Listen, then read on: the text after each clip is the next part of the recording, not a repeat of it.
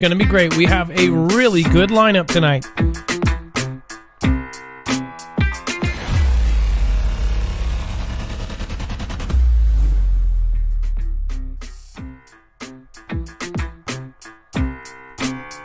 What is going on, guys? It's Adam A.K. Marf, and this is Marfoogle News. If you did not know, half of the country is in a snow blizzard. So, again, I'm praying for everybody in Texas and otherwise. We'll talk about that briefly, but we have some pretty important issues that are going to come up today as well. This is a live call-in show, so remember, the number is 224-400-MARF, and also remember, anything can happen, so just be patient with us. Now, just a reminder, nothing in this show should be considered legal, medical, or financial advice. The views of the callers can differ considerably and do not necessarily reflect the opinions of myself, Dex, or anyone else that works with the show, including the mods. You should always do your own research and consult with professionals. The internet is full of fake news, so please take everything with a grain of salt. If you're not getting notifications from the algorithm gods on any of these platforms, which again, DLive is actually really good about that, you can always get ours at marfooglenews.com. You can sign up for these. And then just a reminder, today's show is brought to you by NordVPN. Please use the code Marfoogle not only to save money, but to also help the channel out with a small commission. It doesn't hurt you and it helps us. marfooglenews.com/VPN. Protect yourself against cyber threats. All right, and tonight you can actually follow along if you've never been to any of my shows. We actually take the time to back up everything we say with a source, a bibliography of sorts, so you know that you're not getting fake news, or you know where it's coming from. So if you go to our website, marfooglenews.com, on a second device, you can actually follow along or retrospectively go back. Go to the final scene, just very easy to navigate. Just look for this thumbnail. And then once you click on that, you'll see that every single tweet, every single video, every single archive document is going to be there, so you know exactly where it's coming from. And if we say anything that is rumor or opinion, we make sure to clarify so. If there's any callers, that will be at the end of the page. And then if you want to support us in any way, you can do so. On the right side of the page, we have our Amazon box. If you click that box, it will take you and let you shop through our link. It doesn't cost you anything extra, and if you're already doing it, then you help the channel as well. Or you can just scan this QR code right now, or you can even do PayPal. We are completely independent. We do not have a multi-channel network. We don't have a backup. We don't have corporate ties or anything. So it really does help that you guys are helping us. We are trying to build our own platform, so it is much appreciated. All right, and then web-only content will be there as well. Dex, I'm going to bring you in, and then we're going to talk about planet Earth, its quietest in decades, as lockdowns reduce seismic noise. Dex, how are you doing tonight? Dex is my internet brother, my co-host, and he'll be on the phones at 224-400-MARF. What's going on, Dex? Well, hello, Adam, and hello, Foogle fam. I'm doing well. So, planet Earth is its quietest. They're actually talking about the noise that satellites pick up and from outside the planet. Maybe they wanted us to be quiet so the aliens wouldn't see us. I don't know. But it says that ambient noise generated by human activity, such as travel and machinery, dropped by 50% last year, researchers find it. It says that Earth had its quietest period in decades during 2020 as the CV significantly reduced human activity and its impact on the planet's crust, according to scientists working on a global study. An international group of seismologists from 33 countries measured a drop of up to 50% in so-called ambient noise generated by humans traveling and factories humming after lockdowns came into force around the world.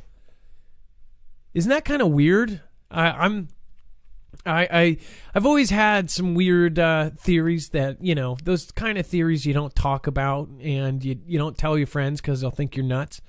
But what if the 5 or 6 people in charge of the world are like, we have to bring, they're trying to save the world and bring seismic activity to a halt or something because they know of something that we don't. We're going to be shaking the world. Maybe that's why they won't let the Seahawks play. I don't know. Or at least that's why they stopped them for a while. Let's go over to the chat. What do you guys think? This is kind of weird. It says the team, which included experts from the Swiss Seismological Service at ETH Zurich, a university, measured lower noise levels at 185 of the 268 seismic stations analyzed around the world. Pretty weird. Thank you, Mystic Misfit, for being here. Out of the Woods, Chance Paladin, Renegade PD, DFW Jackie, Mama of 6, Priscilla R, Lisa K 23 over on DLive, Nelly 14, Maui Racing Realtor, and Tartan Granny. Thank you so much for being here, guys. And Sateman, thank you for following. It's always nice to have you guys. And if you do see somebody follow, like Red Dress, Quiet Pill, or Sateman, make sure to welcome them and let them know that how the Fugle Fam chat works and how we push each other up and not down. Including on creators. We don't talk smack about other creators. We don't talk smack about anybody. Again, that is kind of basic rules here. And then thank you over on YouTube.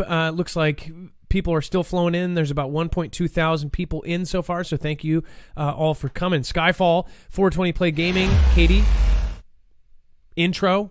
Yeah, we'll just push the intro for no reason. We'll just do it randomly to keep you awake. Yeah.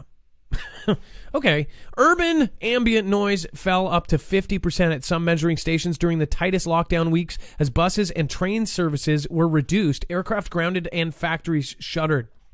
It said it made it much quieter than Christmas, traditionally the quietest time of the year. See, I thought it was the happiest time of the year, but apparently last year it was the quietest. What do you think about this? Do you think that they have a second reason for that, or do you think it's just a coincidence? According to how many people were locked down. It is weird to think of this, though, that every single country in the world was basically shut down. Is that nuts or what? Some less than others, but most. I mean, you're talking about a global event that everyone was told to stay home. Pretty weird. Even inside. If you remember Europe in the very first few months, and I don't know if Europe is still like this. Gem, if you're here tonight, let us know. Like, are they as strict as they were? We saw a lot of videos of people saying they can't even hang out in their front yard. That was pretty shocking to me. You actually had police kind of coming up and saying, hey, you need to be in your house. They're like, no, I'm going to be in my front yard if I want to be in my front yard. And she's like, no, you can't. You need to go inside or I'm going to arrest you. That's scary. And then, of course, the 7 minutes of terror. My wife was even talking about, like, what's the 7 minutes of terror? It sounds like a bad movie. And I'm like, it's NASA's Perseverance will land on Mars today. And the 7 minutes of terror is the supposed lander going in and going through this atmosphere and burning up.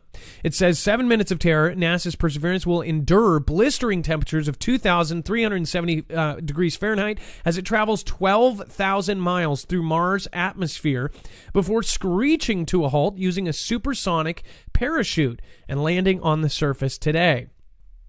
It says NASA will today try to land its Perseverance rover on the surface of Mars in a crucial moment for the space agency's hopes of colonizing the red planet.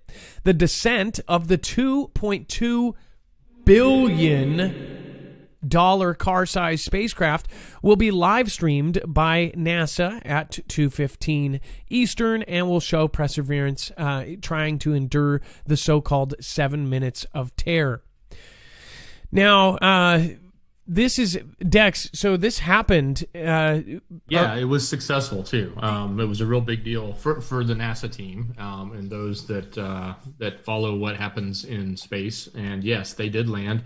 Actually, I have a video and it's on our website. So if you want to show it, it is not the actual video. It's a rendition because there's no way for them to have cameras there to see, the third person point of view. But if you want to see how this ship actually landed, it's on the website. Do not play the audio because it does have music in it. And I don't know where it's from, but the video's from NASA. And you can see this is actually really interesting the way they did it. It was a multi-part capsule with the robot attached to another device that lowered it to the ground on some sort of straps and then let go of the straps after it landed it, and then it flew off. It was really interesting. This looks so like 1950s. The graphics are good, right? But it looks like something that you would see in the 50s. And this thing was going 12,000 miles per hour. Do you realize how fast that is? Like, that's insane. And then just comes quietly to stop.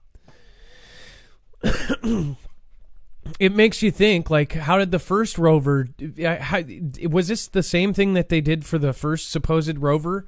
Or how did they do that one? Like, this one sounds like it was, did we even have the supersonic type thing?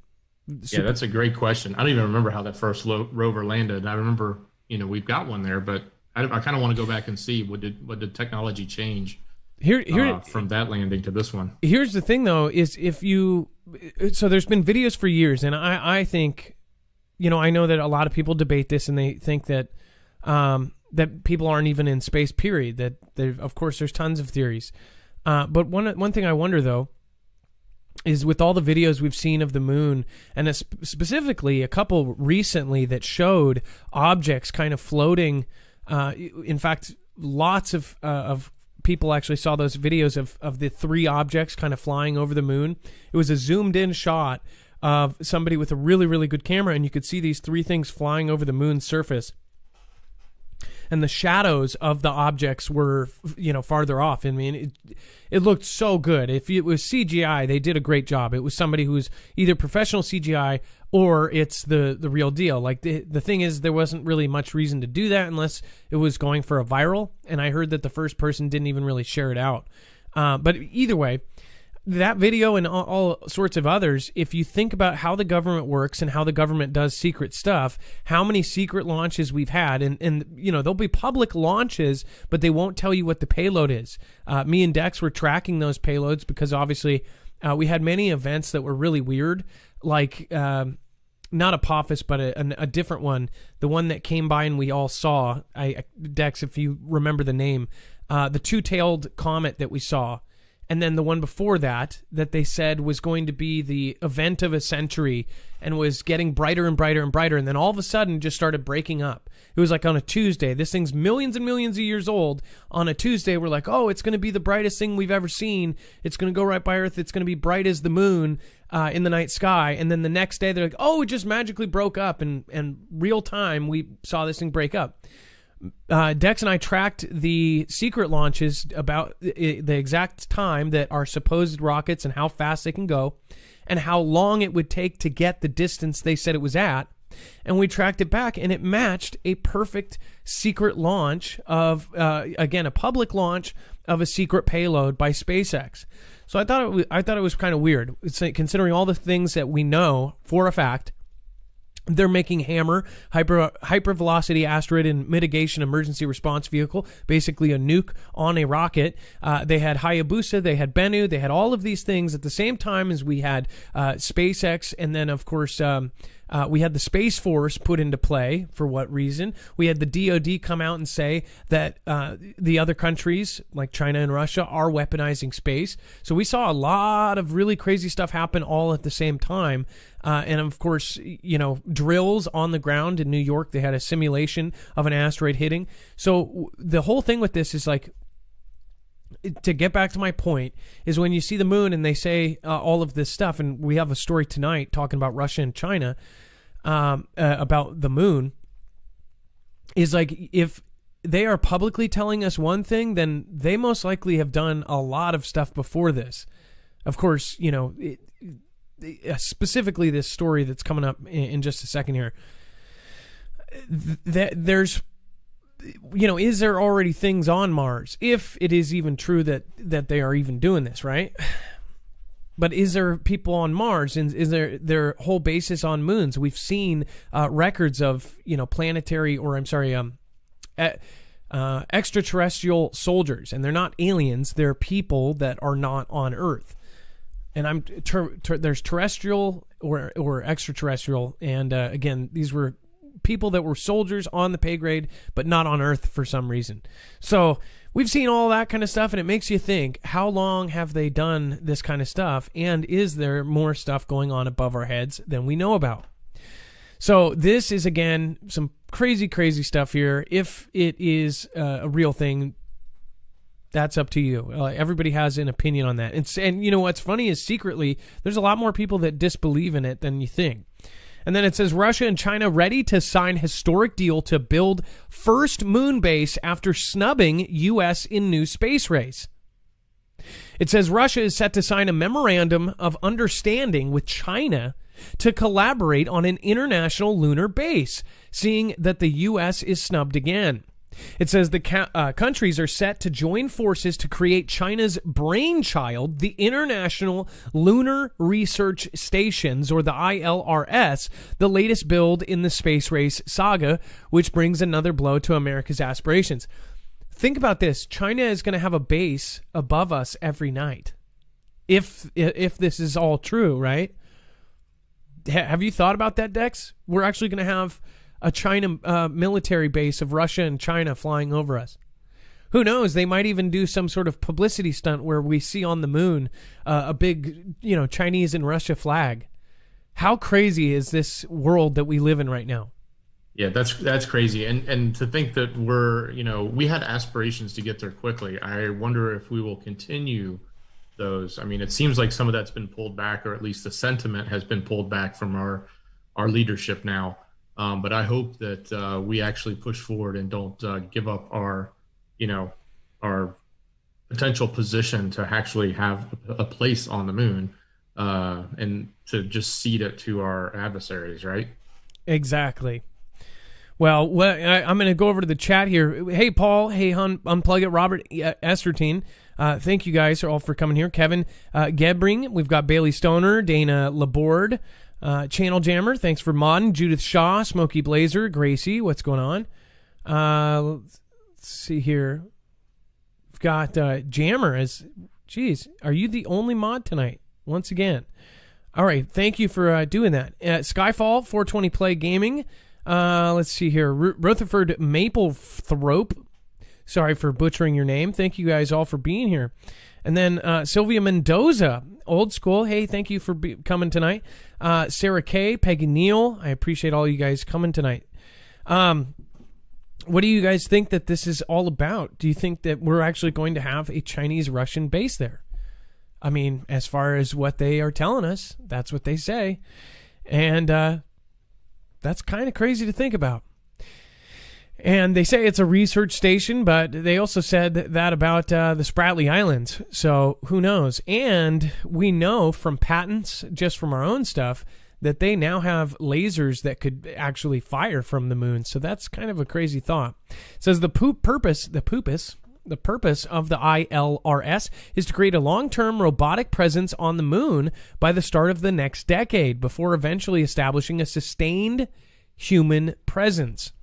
In an order of government of the Russian Federation detailing the scheme was published on February 11th, but, quote, the date to sign the above-mentioned MOU has not been determined yet and is currently being discussed with the Chinese partners. It says the moon has not been visited by humans since December 1972, which is why a lot of people have a super problem with this. You're saying since we've had advanced computers, we have not gone back. But before, when the strongest computer is the equivalent of today's birthday card chip that sings the Frozen Let It Go, how have we not gone back since 1972? It doesn't make any sense. And then all of a sudden there's money in it? You would think that they would be grabbing that money way, way earlier. That's why I don't believe that it's all about money. I think it is about a mission to do something. They know of something that they will never tell us. They'll never tell the public. They're never going to panic us if something was going to go down. They would just do it. And they would of course, have their top tier people. There are a good example of this is, these people are on different levels than you and I. Even Ted Cruz is actually getting criticism right now because during his state freeze, everybody in Texas is freezing and of course perishing, and him and his family go, we're just going to go to Cancun. Now, a lot of people love Ted Cruz, and again, he's been one of the only vocal people for things like freedom of speech and this and that, but man, what a dumb decision to do that right now out of all times, and then to say, hey, it's freezing here, we're going to Cancun. I don't understand that, but that's these people at that level are a totally different level from you and I. We can't just pack up and go to Cancun when it gets cold. We can't just pack up and go to the moon if the world is in trouble.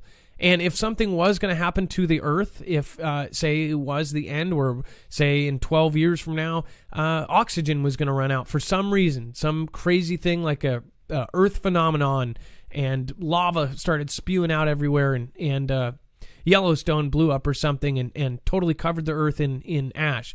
We couldn't leave, but there are certain people that would, or at least try, right?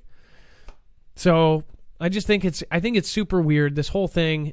Why all of a sudden it came up, and it was before, and then the previous admin to this, even two back, Obama's term, they actually kind of dismantled NASA, and they thought, it's we don't need this, and then all of a sudden we need it, and we need SpaceX, and we need Blue Origin. Every rich person is now focused on space. It's weird. Nobody else thinks that. It makes you wonder, like, we did something back in the 60s to make us want to go to the moon, right? And something must have happened between then and the last few years that sort of told us to hold back, right? Or don't do anything and keep everything real close to Earth. Like, I don't know if it was a force, somebody in power, some extra terrestrial power telling us not to do it, and now all of a sudden we're doing it, right? We've made this complete about face because we did everything like that back in the 70s or the 60s, and now all of a sudden we're doing everything again just like that. You said it's a big shift. Something caused us not to do that. Something caused us to defund that. Something caused us to say, well, we're not going to go beyond low Earth orbit. It's just weird. I mean, it gives credence and it gives fuel to the people that do not believe in space. It helps their side of things. I mean, they're not transparent about everything. They're, in fact, the opposite of transparent about a lot of things. And we know for a fact throughout all of history that big government has hidden so much stuff from us. And that's the thing, that once you wake up, really waking up is just questioning everything the governments are doing, because you don't know what is truth and what is not. Because if you look at history, half of it is all kind of wag the dog, fake stories. I mean, they have actually made, videos pretending to do something, and we know that for a fact. They've been in a studio making a world event happen, and then it comes out 30 years later. And then you think 30 years later, fast forward to now, and you go, oh, they wouldn't do that now. Why not? You don't think that they would do that kind of stuff now? I do. I don't know what you guys think. Gone Girl 777, I'm staying right here where God put me. Gone Girl, thank you so much for your support. Again, thank you for supporting independent. M. Menching says, missed you over the last 6 days. M. Menching, I want to say you tweeted or commented to me or DM'd me. Thank you. In fact, I want to say you're one of the people that reached out when my brother-in-law was stuck, or at least tried to help. And Peaceful Waters reached out and helped, tried to help as well. Thank you so much.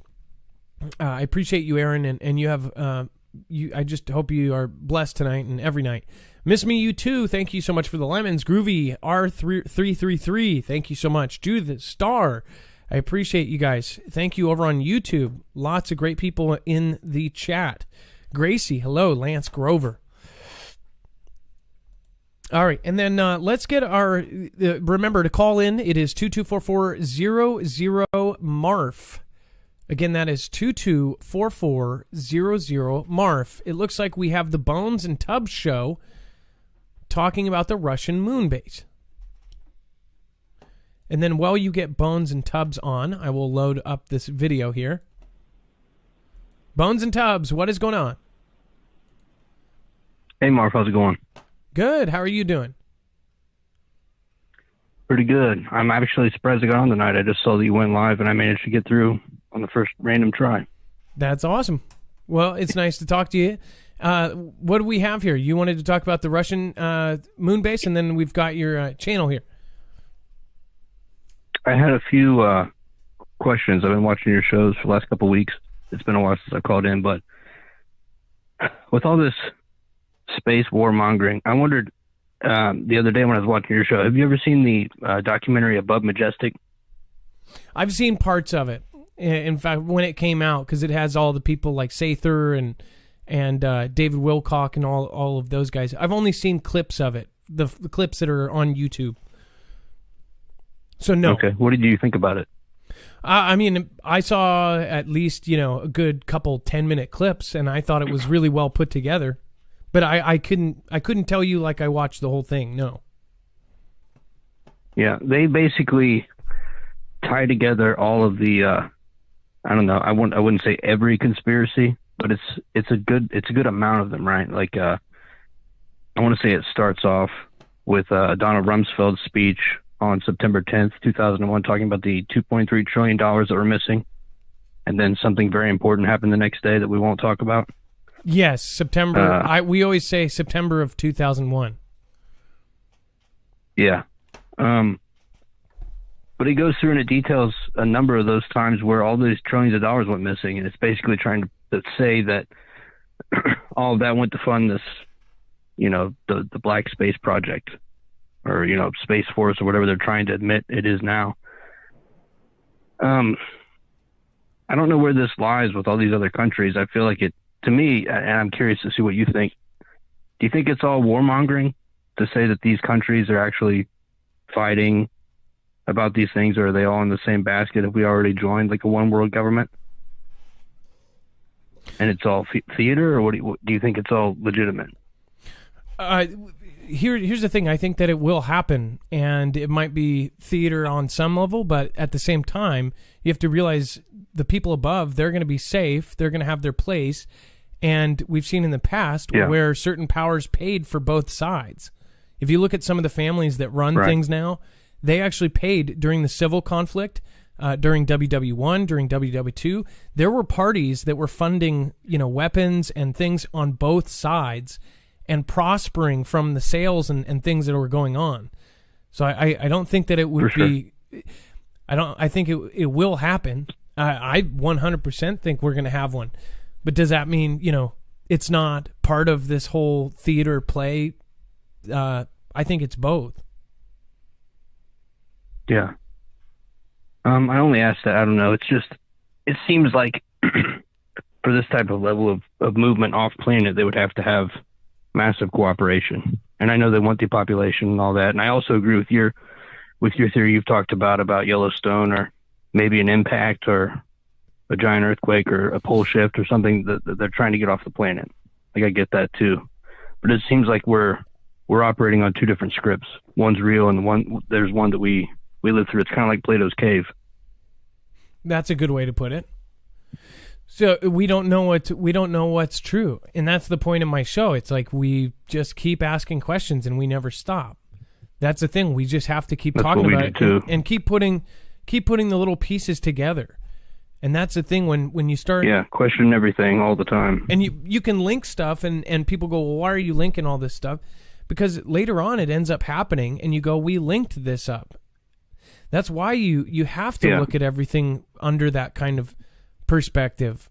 Because when you go back, you end up saying, it was right there in front of us. We just didn't look at what was written on the wall. Right now, it's all written on the wall. Yeah. It seems like to me there's multiple things. It just seems like it's all in your face. Well, what if all are true, like A, B, C, and D are true, say something's heading towards Earth, and because of it, they know certain areas are going to be destroyed, and countries at the same time are going to take advantage of that, and that's going to be the time they're going to make their move to grab the rest of the land. Or so that's when, say China would take number one spot and use the events that are going to happen as an advantage. Use that to their advantage then take advantage of people being without power or this or that. And they mobilize and they're ready for it. I had two other things real quick. I don't want to keep you. I know you got other callers. To that note, what do you think about the Chinese ghost cities?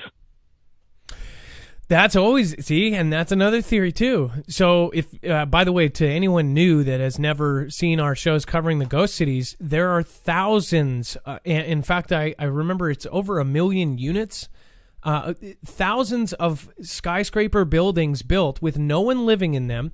And, of course, they have made replica cities. So they've made a small Paris. They've made a small New York. They've made a small Statue of Liberty. They've made a small France. They've made a small Las Vegas. They've made a small Sphinx. They've made all this stuff to replicate famous cities all over the world. And it's just sitting there uninhabited. And some theorize, and I've always had it in the back of my head, that what if after everything happens and some horrible event happens that they know about, that there's no stopping, like, something takes out half of the planet, all of the people that are in the know would move to these cities and still be, they would still have this relative level of comfort because they're in these ghost cities that were made specifically for them. And people are buying them and not living in them. But then they've come up with this whole thing like, oh, no, it's actually for the economy because it keeps people working and this and that. I mean, they're still uninhabited. No one lives there. Once you see pictures of it, you're just like, whoa. What do you think about it, Bones and Tubbs? I honestly don't know, and I wish I knew more about the distance, like how far out they built them from China, but it seems strange to me that if they were worried about an impact or some sort of natural disaster, they wouldn't build them so close. You know what I mean? Well, to me, I mean, it depends. I guess there's multiple areas that are like this, but this is a perfect picture to show. These are all uninhabited. There's hundreds and hundreds of these. It's scary. It's creepy. No one lives here. It's super creepy. It's an entire ghost city, and they're even like, from everything that you can find on them, they're completely like wired with electricity. They've got all the plumbing. Everything's ready to go. They're just empty. And there's multiple of them. See, look, this is a perfect picture. They've made the Eiffel Tower. And for these apartments, like, why? It just doesn't make sense. Yeah, why'd you do that? Why? It makes zero sense. And it is seriously, it's very unnerving. But it also seems like these cities are farther out. Like Ordo, I believe, is farther out. But if somebody knows the geographics of it, make sure to, chat or comment down below what you think. And are these farther out? I mean, look at this. Abandoned villas. And then people buy these. What are they? What are they for? Are they for later? When this is this right. area of the planet is okay and the rest is not? It's just super, super weird. It's wild. I have one last thing for you if I have time. Yeah, go ahead. Have you heard of the Adam and Eve book written by Chan Thomas that was just recently, I think it was 2013, was declassified by the CIA? Yes, we've covered it. In fact, we've had many callers kind of bring it up, and we've shown it many times and shared it. In fact, since you shared it tonight, we will attach it on our website for tonight. If you haven't seen this, of course, all you have to kind of do is this is CIA.gov. This isn't from the actual CIA.gov. And you can go right here, and we'll link this. This was a Freedom of Information Act electronic reading room piece here. You can go in, and it's got tons of crazy, crazy stuff in there. Yeah, we've covered it, and we did a kind of a half show on it, actually, because we had about 3 or 4 callers go over what they knew about it. What do you think about it? Sorry, my phone just cut out. And I remember you mentioning it, actually. I just wanted to bring it up. I had watched a video this week where someone had compared the supposed author, Chan Thomas, to basically like a Western version of Lao Tzu. I don't know if you've seen any of Lao Tzu's. It's like you'll have memes or like really simple but powerful sayings, Asiatic in nature. And they're quoted to Lao Tzu. Well, Lao Tzu supposedly never existed. It means old sage. His name means old sage or old infant, old baby. Supposedly he was never real. And they're trying to say in this Red Pill show that I watched that he didn't actually exist. His name transfers into something like Shining Star. And they're saying that it was basically like a CIA or some sort of government admission into what they think is actually going to happen. And just to remind you, you definitely want to watch a couple videos on this because this is a huge kind of a subject here. Some of the questions is, why was it classified in the first place? If it's just all, fake and fictional and all this, why was it classified? Why is it sanitized now where it's missing a lot of the stuff? It's super weird. And I want to say there's a documentary about this, which I will get the link to. I have it in my history, and I will attach it to tonight's marfugelnews.com. It talks about it talks about Adam and Eve and the cataclysm kind of theory that goes behind it. Well, Bones and Tubbs, it was thank you for bringing it up. It's always a great thing to bring up stuff like this because then it gives us a chance to share it out again. This is a really interesting read and a super interesting subject. We could do a whole show on it. But again, it's pretty big stuff here.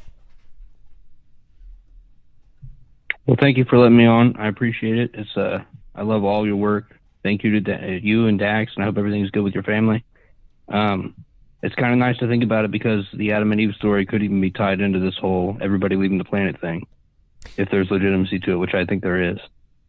Which I think is it Suspicious Observers that talks about this? I want to say it is. But that's where I learned about it first, and then I saw it on your channel. That's part of what I was talking about as well. I will make sure to link that so everybody can go and look at it. It's a good hour that you need to spend to get the kind of basics, but once you got it, it's pretty simple stuff. I mean, it's pretty scary, actually. All right, well, thank you, Bones and Tubbs. You are appreciated, and thank you so much for calling in. Again, call in anytime. I'm going to show your channel. Please love Mob, Bones, and Tubbs. We support our Fugel fam. We are here to support other creators, and I'm sure that it will not take you more than a second to go do so. It surpassed 1,000. That was Bones and Tubbs show. Thank you so much. Let's see here. Looks like they're putting more effort into their podcasts. If you guys go and help them out, it would be helping all of us out. We really need to support each other and push each other up. It is a big deal for us to make sure that we're helping and supporting as many creators as possible. The Adam and Eve stuff is some pretty huge stuff to go over. 3,000 watching over on YouTube. Thank you so much for joining us tonight. And it went up very quickly. It sounds like a lot of people did not get notifications at first. So thank you for... I know that most of you actually type in our name to find the show every night. So thank you. We are going to try to get more consistent. We want to bring on more people as far as staff. That is why that's again why we are trying to do things. If we had maybe another one or two people, we could do more consistent shows at this level, but it's a lot harder. It's not, we don't just get on, we actually prepare each and every show and make sure that everything can be backed up and everything has a source and a bibliography so you know where your information is coming from. All right. Getting into it, NATO to increase troops in Iraq from 500 to 4,000 amid Daesh resurgence, Stoltenberg says. In January 2020, the Iraqi parliament voted the demand... Wait, hold on. Wait. Let me see if I can do this.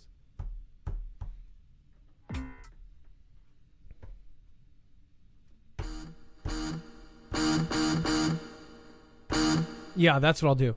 The parliament voted to demand U.S. forces leave the country. Instead, Washington threatened to freeze the country's bank account at the U.S. Federal Reserve, where billions of dollars in oil wealth are stored. It says the head of the North Atlantic Alliance announced on Thursday that the number of troops from NATO countries in would increase eightfold from 500 to 4,000, ostensibly in an attempt to keep a lid on Daesh. So what's crazy is over the last admin, we had basically nothing happen. And that is what's crazy is a lot of people are saying, oh yeah, they just tweeted out the other day, like, oh, we are not going to use the previous admins. We're going to do the complete opposite of the last admin's foreign affairs policy. And that's true because the last admin did not get in any conflicts and did not up troops anywhere. In fact, it went down to basically nothing.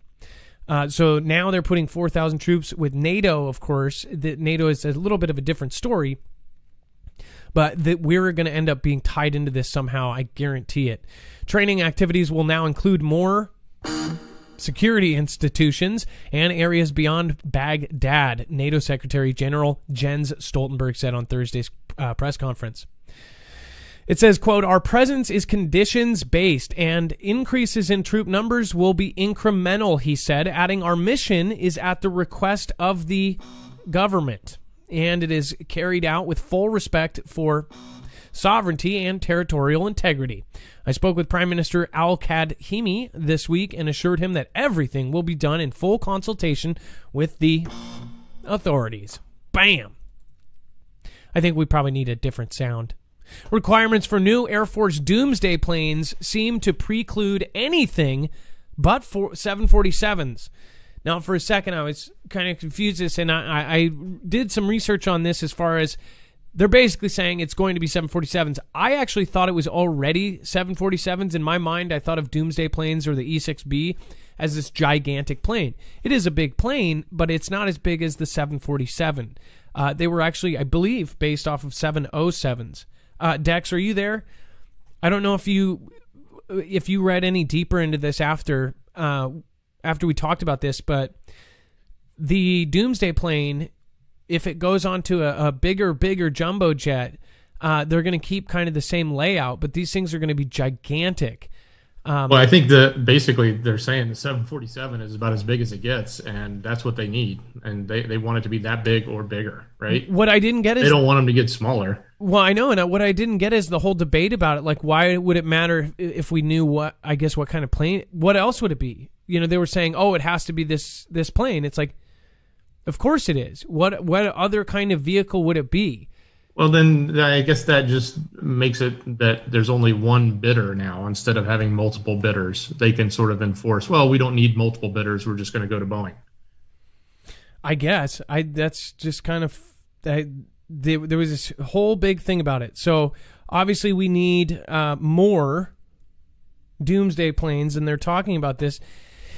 And it says the Air Force is pushing ahead with its Survivable Airborne Operations Center program, or SAOC, to replace its aging fleet of E-4B, and that's what I meant, Night Watch aircraft, also known as National Airborne Operations Centers, or NAOCs. And it says the requirements for the future SAOCs remain highly classified, but details continue to trickle out, suggesting that the aircraft that the service wants will have a similar size and general layout, including 4 engines to the existing Boeing 747-based E-4Bs. It says it is not based on a jumbo jet airframe itself. It says the Air Force Life Cycle Management Centers, or the AFLCMCs, Presidential Airlift Directorate, which is overseeing the SAOC, issued a new contracting notice regarding the program February 17th. It says, quote, "The government intends to continue to pursue a full and open acquisition strategy for the entire weapon system using a very large platform." So this, I like how they say it. It's considered a weapon system because this thing would control everything that we have. This plane, when it's up, it controls the entire military. I mean, they can control all the missiles. They can control everything. They can control all of the online anti-air, everything. I had a friend that basically got to spend 3 days on one for a documentary, and he was doing filming for this thing, basically talking about the Doomsday planes, and he said it was the most amazing thing he's ever seen. There's also little parts of it that he couldn't even enter, that are top secret, literally top secret inside the plane, that you don't even see. There's even secret little compartments. There's secret little rooms. Super just and like, so just in case somebody came in and somehow when it was on the runway and people were in there, if they came in and tried to like hijack it, there's actual secret little passageways, all sorts of weird things that are not declassified. So I'm fascinated with these. I don't know if you guys have a fascination with the Doomsday plane, but its whole job would be to be up in the air, and it would be up in the air indefinitely. It can fuel in the sky. In fact, a fuel tanker would be in the sky and fuel it and just keep it going. It's kind of like that movie. It's kind of like the show where the plane is flying around Earth, trying to escape the sun. It was on Netflix a couple years back. But basically, they could just keep flying around the Earth indefinitely as long as they had other planes coming up with fuel. And they can control all of the communications in the entire country. A lot of people saw these just a few months ago when all of this stuff was going down. Of course, Dex, do you remember the last time? What was going on when we saw the sightings of both of these? We saw one on the East Coast and the West Coast. Do you remember what event was happening at that week? It was that day. I want to say it was Beirut. Yeah, there was definitely something then, but there was also, they were scrambled recently, just before transition time. You remember that? That's right. So that's right, because everybody was on edge thinking something's going to go down, and who knows, something may have. That's the other thing. There are tons of events that we do not ever hear about, like the Russian submarine that got towed back in, and they said that the 14 Russian sailors that were on that top secret research submarine, they perished saving the world from a planetary catastrophe. But nothing else was ever told to us. What planetary catastrophe did these Russian sailors in a submarine, what did they prevent from happening? Still don't know.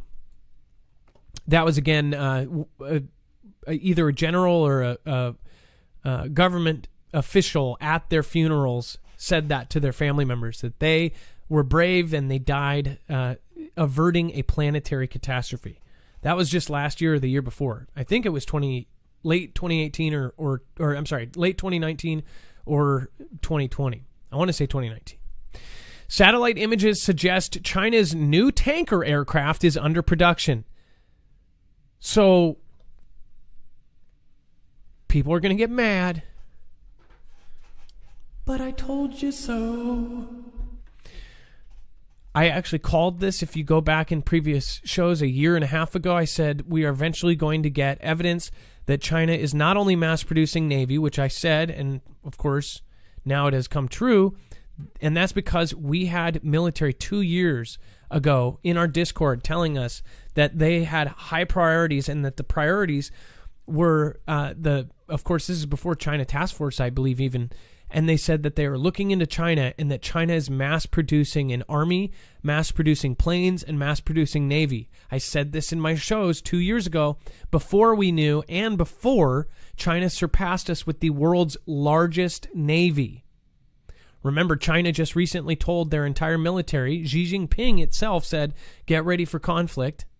The Global Times, which is their government newspaper, basically said that their soldiers were told to say goodbye to their families or to spend time with their families because we're getting close. And Xi was talking about the heavenly mandate to be number one. And then, of course, we found out in the China Task Force, that the report that went to Congress, that China is now the largest Navy in the world. If you remember, it's not a Mandela effect, just like a year and a half ago, 2 years ago, you probably thought, oh, well, the U.S. has the strongest and the biggest military, or I'm sorry, the biggest Navy. That was true up until recently. And they're not like up by a couple ships. They're up by 100 plus. And they're mass producing more. They're making more carriers. They're making more submarines. And they're doing it in secret. The only reason we found out about the Navy and the mass production was because they actually got ground level shots of these massive production centers that were hidden from satellite photos. So you could not actually see it on satellite. This is all pretty crazy stuff. Almost 2,000 watching over on DLive. Thank you all for being here. We're coming up on 35,000 followers on DLive. Thank you all for being here. I see lots of purple Mafia badges. Thank you, Jem, Netzarim, Judy Dowell, Tesla. What do you guys think? Gone Girl, 777. Thank you. The truth is out there. Thank you. And then Gone Girl, you are number 1 so far. Zippy Moons, you are number 2. Thank you.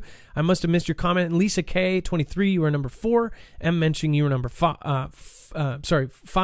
And Deja Voodoo 22. Thank you for being number 6 there. Okay.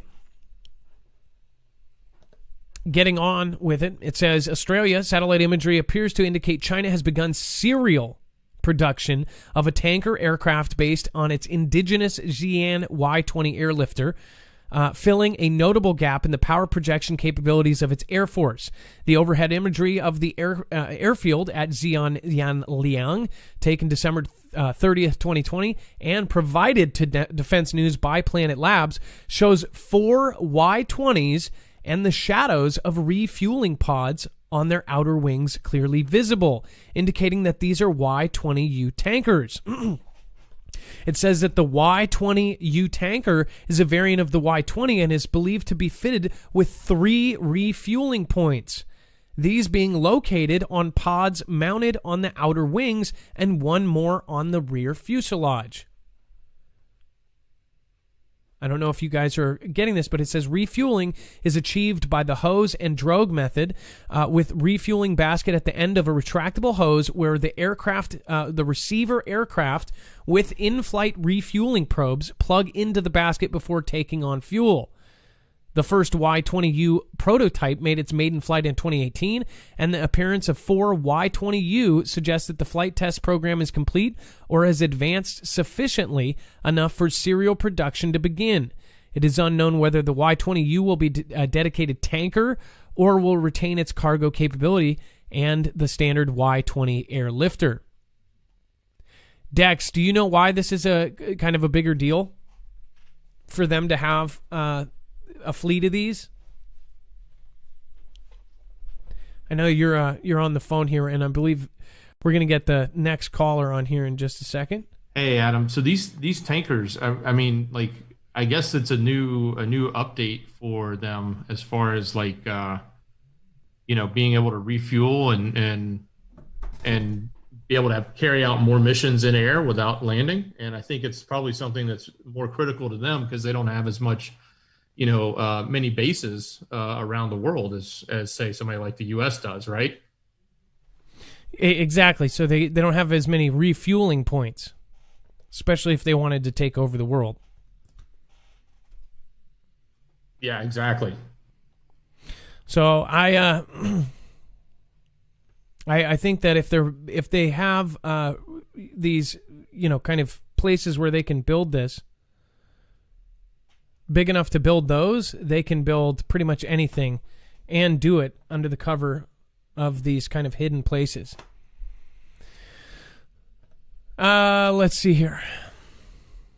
The PLAAF currently operates about 24 tanker aircraft. That fleet is mostly made up of H-6Us and naval H-6DU tankers based on the Xi'an H-6 bomber, which is itself similar to Russia's Tupolev Tu-16, which dates back to the Soviet era of the 1950s. So basically they're updating. They took a lot of our designs, by the way, and whoever may have hacked us got all of our designs for our jets. They actually hacked in SolarWinds, and we don't know who, again, is on the other end. They say Russia, but I think otherwise, that they hacked all 5 military branches and the Pentagon.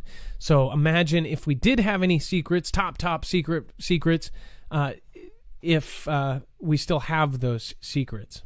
That's one thing to think about. All right, Okay, and by the way, Gloria, thank you again. Thank you.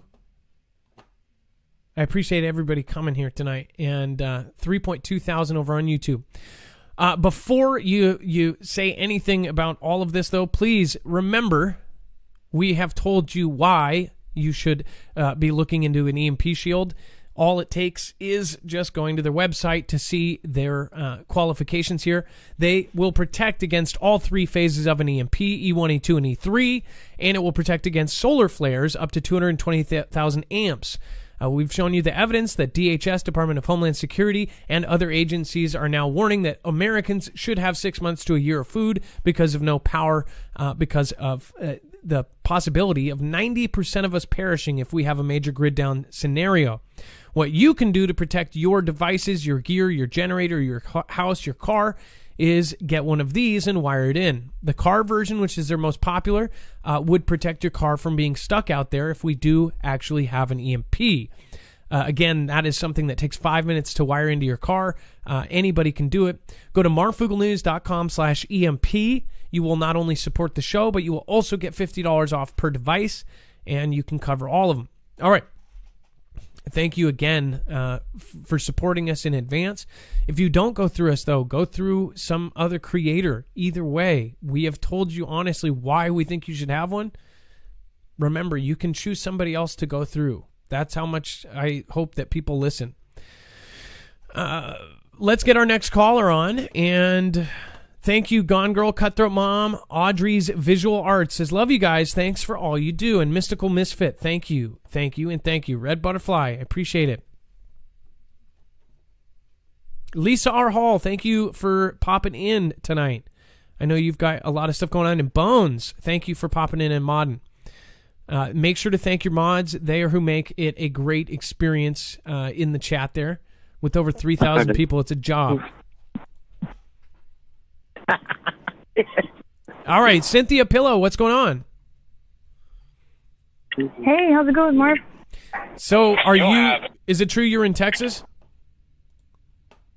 Yes, sir. Cleburne, Texas area, but I live in Godley. It's about 11 minutes from Cleburne. That's my closest town. Okay, and then let me ask you this. So what is the video we're going to pop up right now?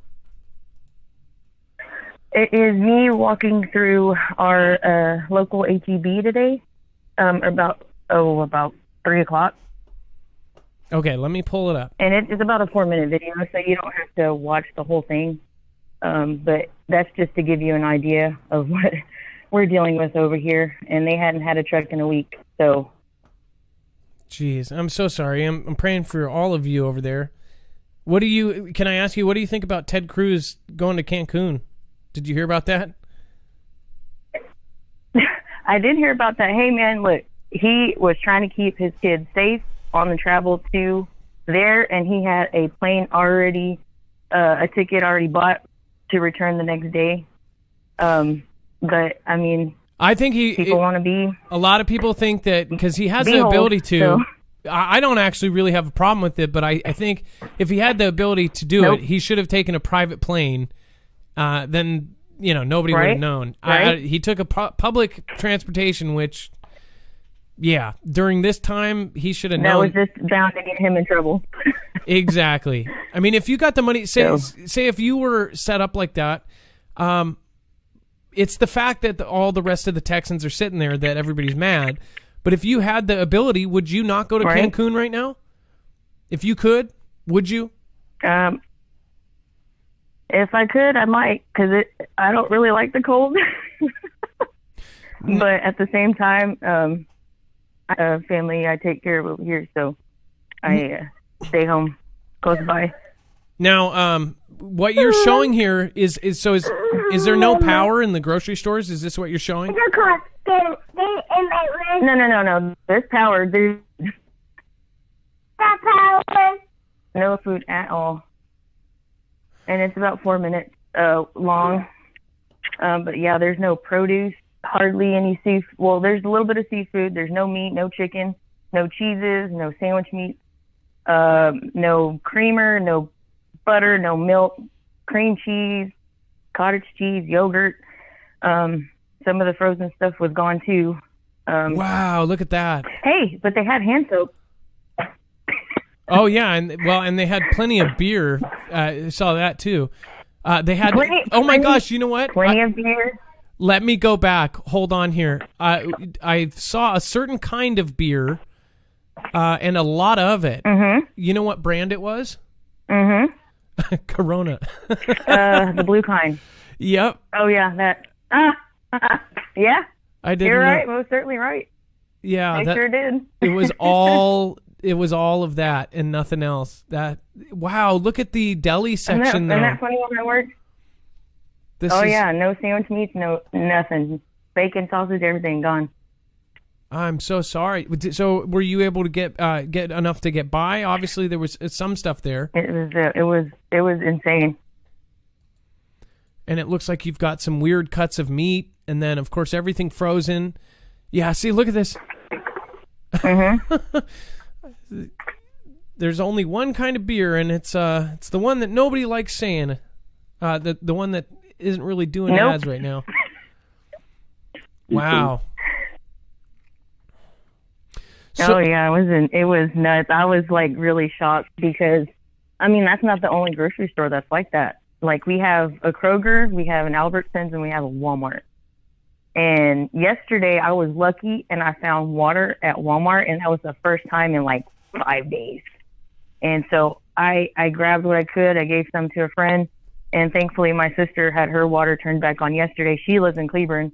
But like everybody else, I have friends that live in Alvarado that have been out of water the same amount of time as I have, and I've barely had power for 2 full days now. Wow, that is really incredible. And of course, there's all sorts of debates going on about why this happened, but the point is we should all be prepared for the next time it happens, and this could happen anywhere. That's why we say, this could happen to you. Yeah. Any state could have this same thing happen. Yeah, and actually, thanks to you for the last year and my sister, really, I've been prepping. So I was prepared with food and everything. I did stop with water. I wish I hadn't, because we don't have water right now. There is also a little about 45-second video on my channel as well of just showing you like snow, taking the snow off my trampoline with my 5-year-old and my husband just to melt snow to flush my toilet. Oh my gosh. So like, and it was cold, and like, so that was the last of our snow that we have that we can get, because I have 2 to 3 dogs and 2 of them are big, and I do not want to scoop up the snow from my backyard. Oh man. So,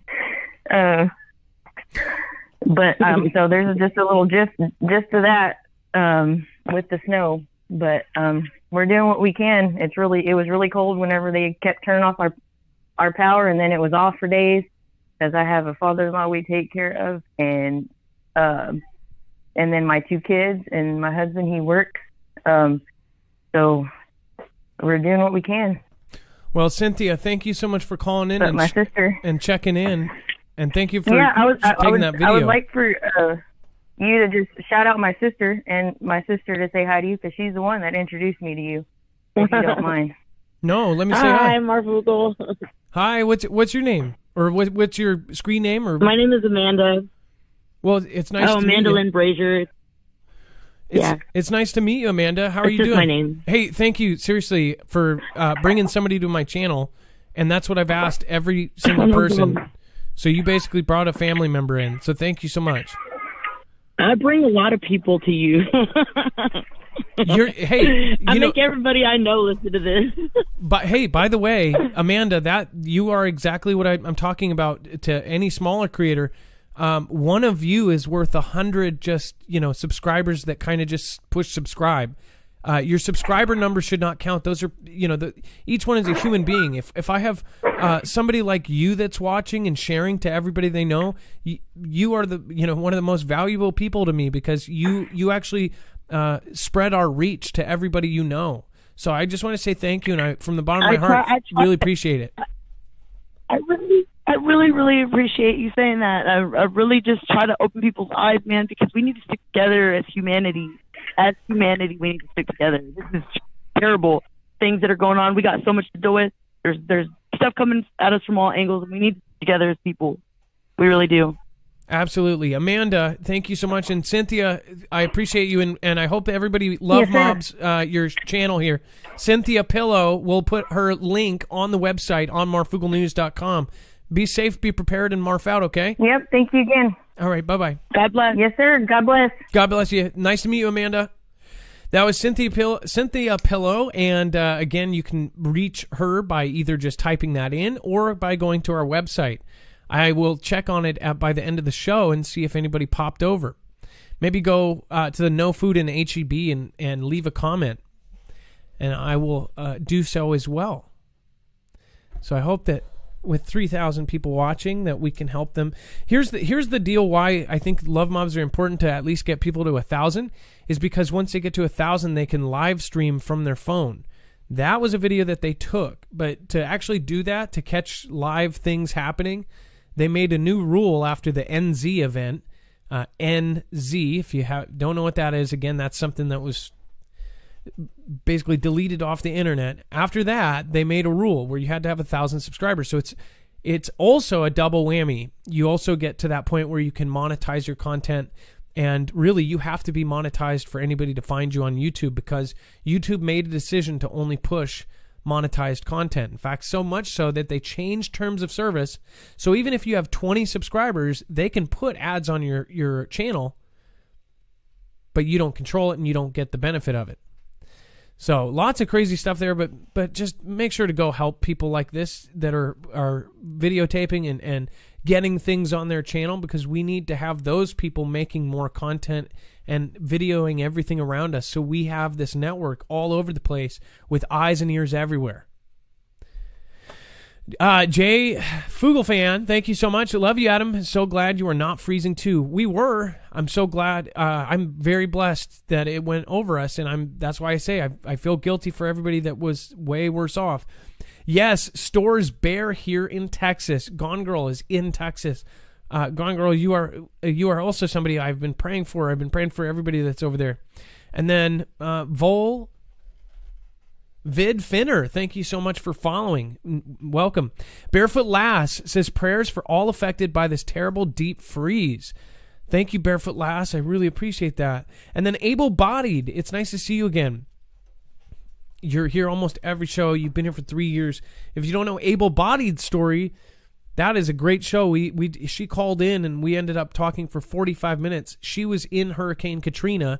She saw real martial law, and we had a huge discussion about it, because people just about it last year were saying they wanted martial law and that it was a good thing. It is not. And if you hear it from somebody like Able Bodied, you know why. It says, consider 5 million customers without power is more like 1.5 million cold family members. Please get a generator with stimulus. That is probably the best advice I have heard in all of my comments. Able Body says use that stimulus to go buy a generator. That is seriously the best advice you could possibly give. Texas price for lodging necessities skyrocket amid storm. Now that's BS. That's straight up bull. It says hotel rooms for $1,000 a night. Gasoline prices spiking, even bottled water prices doubling or tripling overnight. Officials in Texas say the winter storm that knocked out power and water to millions of residents is providing an opportunity for some unscrupulous merchants to take advantage of the situation by charging exorbitant prices for essential supplies.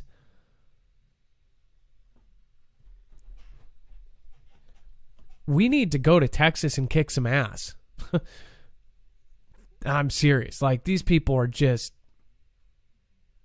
A system set up Wednesday in Houston for residents to report incidents of price gouging received more than 450 complaints. Get this, in less than 20 hours, said Harris County Attorney Christian Menefee, the chief civil attorney for Texas' largest county. It says, quote, the main types of things we're seeing is hotels setting prices at ridiculous rates. What? It's not like it's a little mini mart. It's a full-on hotel that's supposed to be professional, and they're just changing their rates overnight? What reasoning would they give, right? Oh, well, it's supply and demand. No, you're going to fill up either way, so you're choosing to change your price to maximize on a disaster. That should be illegal. It says we've seen allegations of packs of water being sold for 2 or 3 times the normal price, or packs of water being divvied up and the individual bottles sold at excessive prices. We've always seen that, and you see that on the corner or during a summer, day. Somebody's trying to make $3 a bottle at a concert, but during a disaster, that's disgusting. That's sick.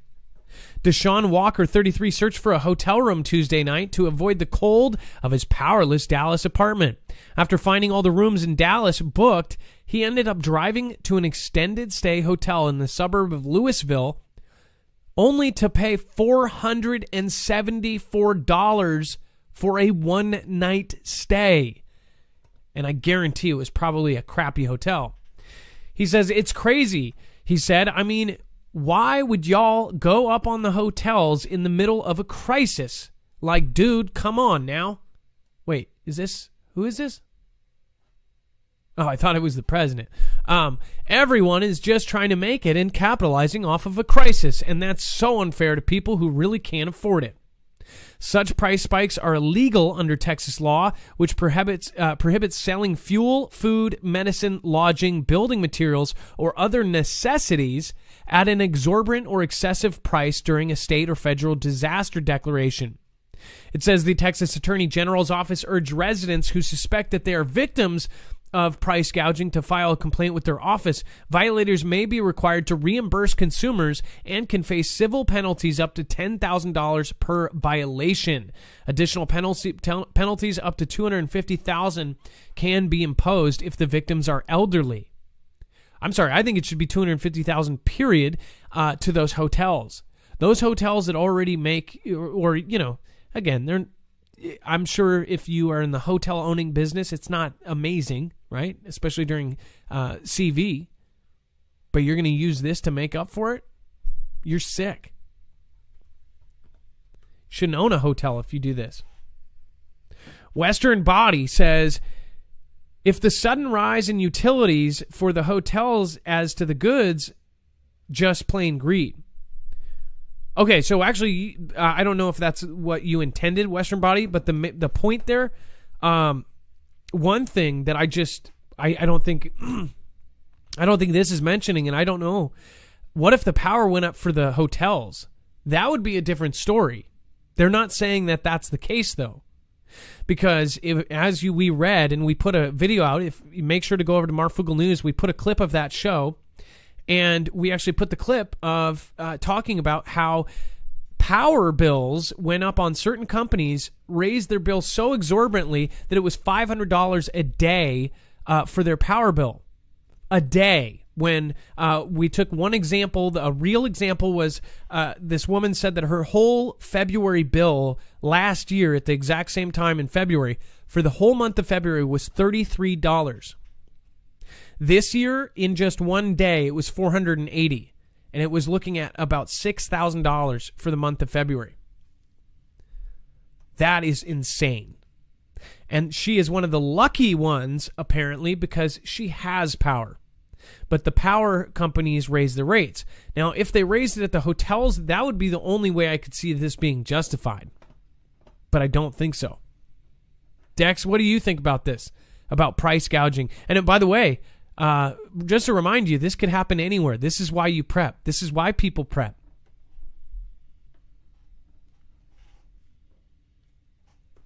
And hey, Adam, I'm here. So you're talking about price gouging? Sorry, I was on the phone. Yes, and Texas and how we mentioned the power went up. Do we know if the power went up for these hotels? Like, is that why? Because it doesn't. It looks like they're just gouging. Yeah, I don't know if their power. I'm assuming this power increase that everyone is experiencing wouldn't happen to everyone. But I don't really know what the rules are around that. Obviously, the power pricing is going up because the gas pricing is going up to fuel the power, so they're passing it on to the consumer. But the one thing, did you mention? I don't know if it was in there. Did the governor actually do anything about gouging? Did he sign anything? Because I know, like in Florida, when they get the hurricanes, they always come out immediately with a price gouging, law, or they sign a declaration saying it's illegal, and if you get caught doing it, they have and we did exorbitant fines. So they can do a complaint, but if they do get hit, they get $10,000. If they did it to an elderly person, which I think it should just be any person, because then they just wouldn't do it. Nobody's gonna. Right. Do you think that somebody was like, "Oh, it's an old person, I'm not going to gouge you"? Actually, your room is $98 a day. No, they should do it. They shouldn't be gouging at all. I mean, I understand, a little bit of the price can go up, and that's a reasonable price increase. But and you see that like in demand, just to manage demand. But you can't have it be a gouge, right?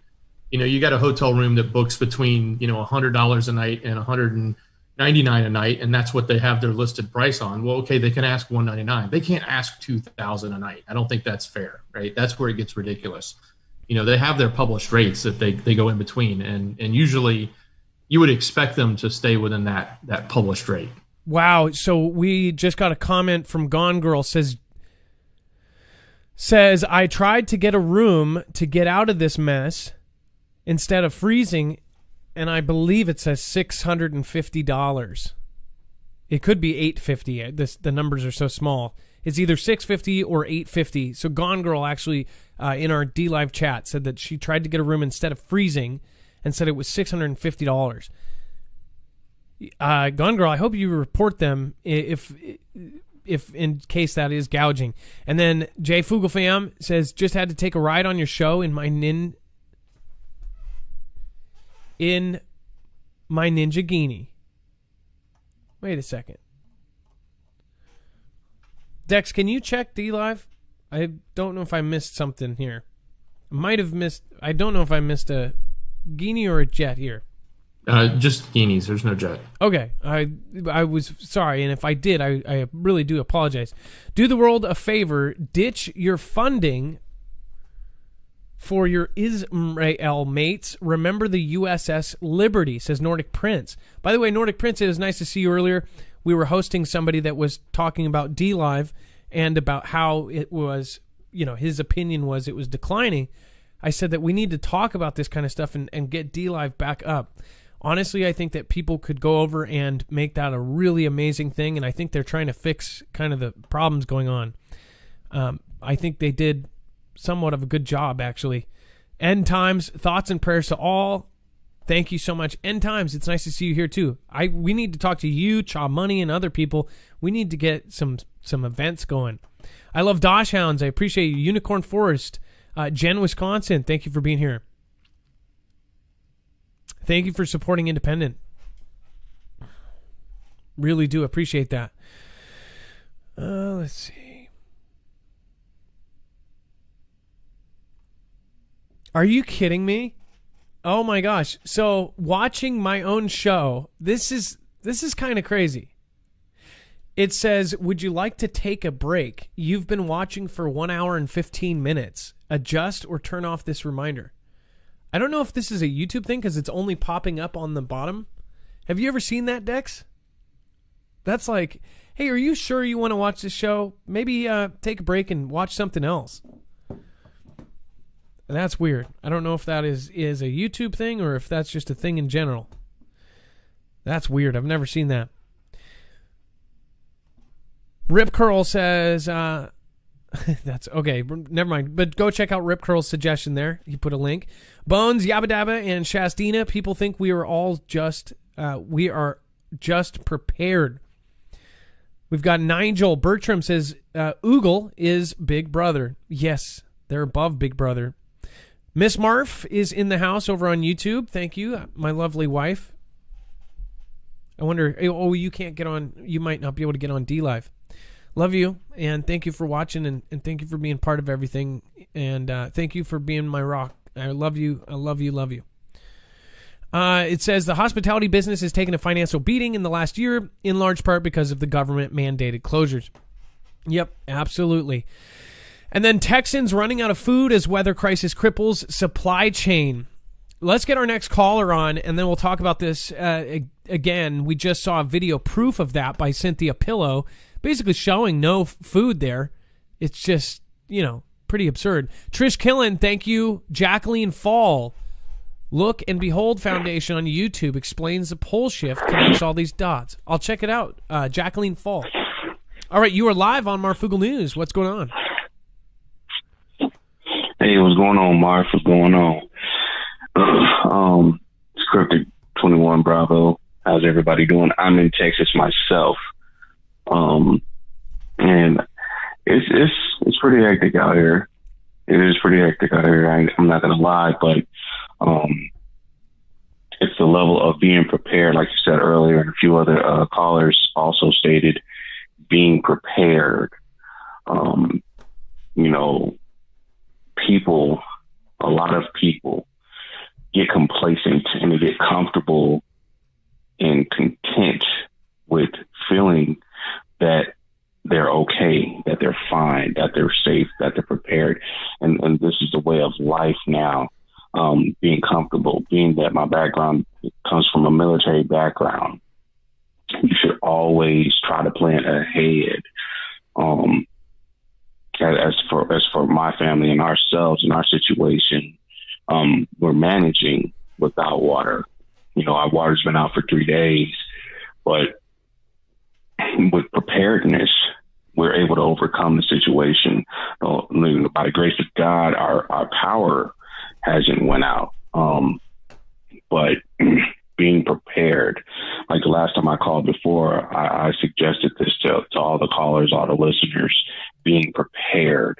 Because a lot of things that come into play, like before this storm even hit, the first storm, I would say, because 2 for 2 because it snowed today. But prior to this happening, there was a hint somewhere out there that people have seen or heard, whether it's been from word of mouth or not. A lot of times when you hear things, don't dispute it in a sense of it's not going to happen to me. I'm fine. Don't think you're comfortable because of the situation you're in.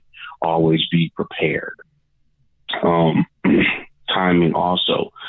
I live by the rule of I'd rather have and not need, and then need and not have. So I say truly that's something that everyone should take in consideration. This situation here in Texas should be an eye opener for a lot of people, not even just people in Texas. Being prepared, trying to be prepared. There's a thing with being prepared for just a particular situation. There's overly preparedness, and overly preparedness usually comes out to just being flat out prepared, because if you have extra that you can give away, then it gives you opportunity to give away to family members and friends where it doesn't really hurt your supply. So yeah, it's pretty hectic out here, man. But I can truly say I'm blessed. Even though all this turmoil and everything's going on, I honestly feel like I'm blessed because I still have my health and I'm still breathing.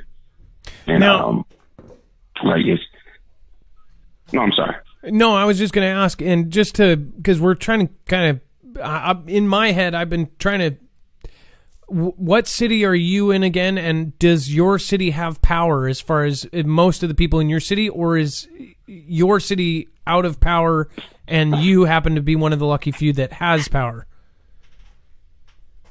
I'm in San Antonio, actually. Okay, and, that's what I thought you said. As far as the city it goes itself, there are still people without power.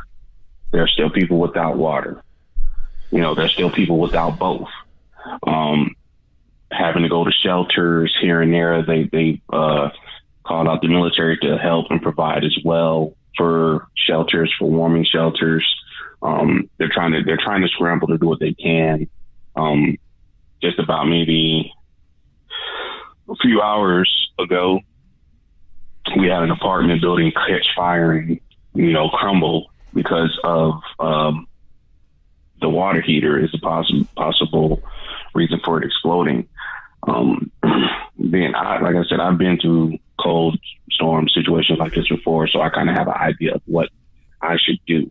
But I would like to put out there for people who are listening and tuning in, water, our water went off. Prior to our water going off, I was able to fill up my tub, fill up any the bathtub mainly should be your water source for restroom. Okay. If you got to wash, have wet wipes on hand. Bird bath, that's a military term, bird bath. Use wet wipes to wash yourself. Bottled water should only be used for drinking. I'll repeat that. Bottled water should only be used for drinking. Well, one thing that's happening though is Cryptic 21 Bravo is that people have water in their bathtubs, but since they have no heat or no power, that their actual bathtubs have frozen. Have you seen that? Oh, so I've heard about it. I will say I have heard about it. In the same sense, if you have other resources, then yes, but your bottled water should never be a last resort. Especially with the way that people are buying out water, like in response to the video we saw earlier, I went to Walmart today myself, and I saw how a lot of the perishable items were almost out of stock. But in the sense of not just your tub, but I wanted to use the tub as the main source of water if you needed it. It's not for drinking, especially if you don't have power. Putting water in other containers, if you can gather up any containers, do so. For the people who don't have power, highly recommend solar panel, any type of solar power you can afford, or a generator. Try to become friendly with your neighbors, because your neighbors, if you have neighbors in the area, try to learn your area of where you're at. So that way, if you need to reach out to someone, you can. Some people live on their own land and stuff like that. And I'm pretty sure a lot of them know about portable water and having water supply storage. That's another thing, being able to store what you can, salvage what you can. The barter trade system did not die. It does exist. If you can communicate with someone, if you can communicate and reach out to someone, try to offer some assistance or whatever you can to see if they can help you if they have more supplies than what you do not have. It's all about a buddy system here, being able to work with each other. Now, there's people that are suffering who are 40 degrees inside because they don't have power or water. Okay, this comes with having a way to sterilize and boil your water. Now, if my power goes out, I have other resources that I could use to boil water if I need to without power. And that goes with portable camping items. Go to the camp stores, buy the little propane cans and little stoves and stuff like that. You got to use all resources available. Like for us, ice. If you can go to a store and buy ice. Now, I understand not a lot of people are privileged or blessed to be able to do so. I was able to do so. But I managed to make enough to share with the people that I had around me. So ice, everybody's going for water, bottled water, great. But what happens when that runs out? What do you do then? A lot of people don't have a plan. You gotta plan. Plan accordingly. And Cryptic, so we tell people that, and so we have actually taken a step further. And then Dex, you may pop in as well as. We're going to do prepper minutes. So we're going to actually give hints and tips from your favorite preppers. We've already reached out to some of your favorite preppers that you already watch. And if you are a prepper YouTuber channel and you want to participate as well, make sure to get a hold of us. But we want to start giving out tips every show, and there'll just be little minute clips in between the show or in between callers or things like that. And it's just going to be a quick clip that we let people know how to do things. Also, we want to help everybody get to those channels. There's a wealth of information now, but like I've said, and this adds on to what you said, Cryptic, is you need to have books with this information, because there's a good chance, there's a 100% chance you will not have Google. You will not have your phone to look up what berries to eat, what food to eat. And people think this is crazy. Guess what? This is the reality of the next disaster that you don't see coming. Because you're never going to say, oh, in 14 days from now, I'm going to have a disaster and I'm going to not have power for 2 months or 9 months or 2 years in the case of an EMP. Amen. So, well, Cryptic, is there one more thing you want to say before you go? In regard to that, yeah, there's an app called a Survivor Manual. If anybody take your smartphone, Google it, or I prefer not to use Google, but if that's the only resource you can do as a search engine, type up Survivor Manual, and it'll give you some of those things that you should know. For people who are still suffering, try to stay warm. Bundle up if you have to, but when you sleep, loosen whatever you're bundled up in. That way you can still breathe. Because once you bundle up and you sleep in it, you can overheat yourself, which will cause you to sweat, which will cause you to freeze and get colder even more. Have perishable items, foods that you can eat without power, that do not require power, such as canned meat, canned tuna, packaged meat, packaged tuna that's already prepped and cooked, bottled water. Stay hydrated, even in the situation as of now. Anything that's battery powered, keep batteries on standby. Supply yourself. They have like candle batteries that you put the little battery in and turn it on and you have light. Consider those things. Consider generators, not loud ones, but enough to supply the area you're in. So those are just a few things. Also keep God first. Cardio. You guys can get out there and work and move. Try to make sure yourself is fit in case you have to move on foot. Wool socks. Keep wool socks. Always keep wool socks. Whether it be in your bob, in your truck, your car, make sure you manage to keep a bob in case you have to move on foot or head out. Well, leave Cryptic, your primary location. Cryptic, it almost sounds like you need to start making prepper minutes and send us the video. Again, we're out of time for this call because I'm all for it. We're coming up on 2 hours, but I want to thank you for giving us all great tips. If you want to hear any of those tips, just rewind it back.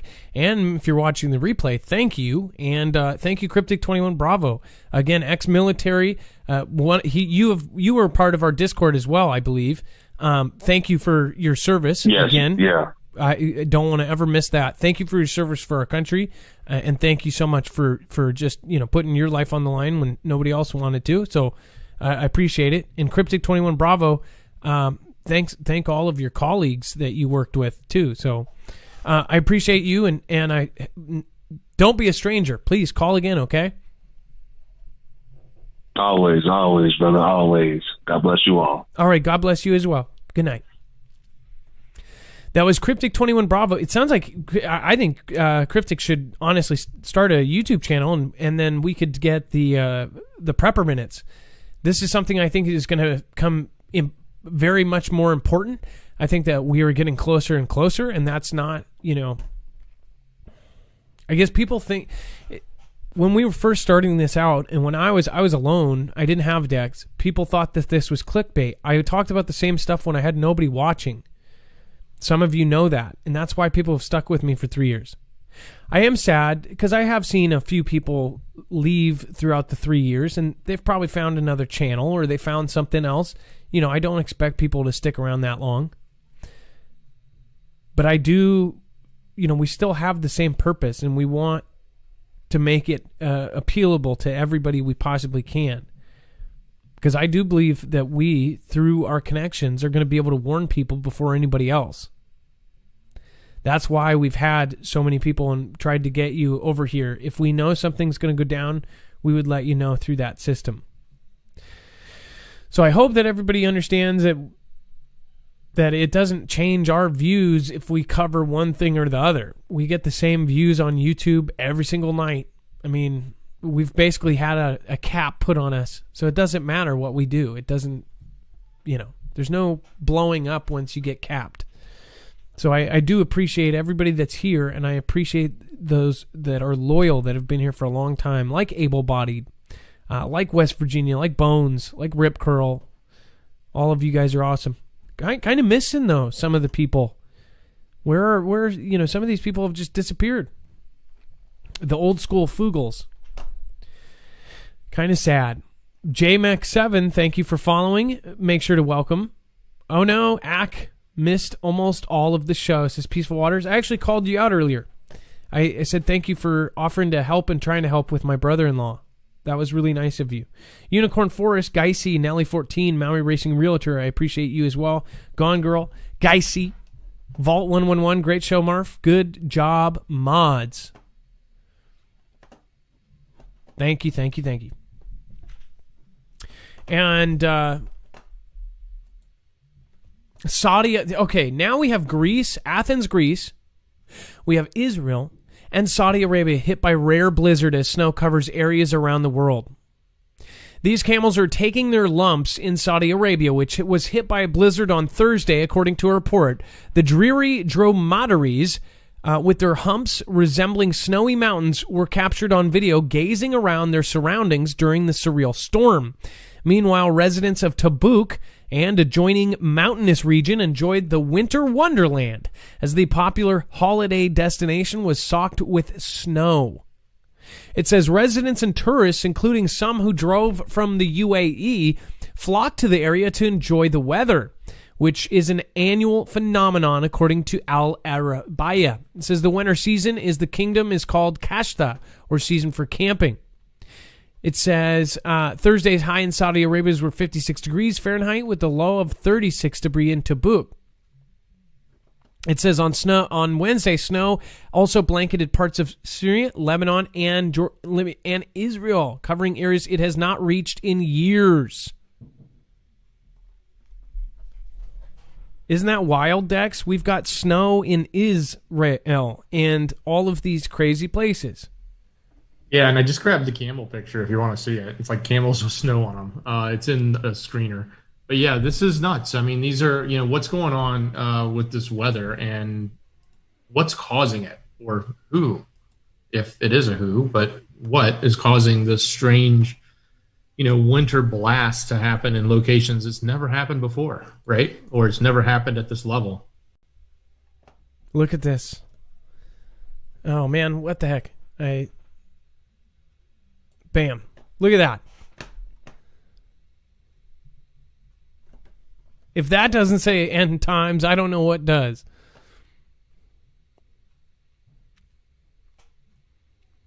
And, I say end times with a smile. Because honestly, I mean, I guess I guess I have my faith. I'm kind of like, just get it over with. Let's do it.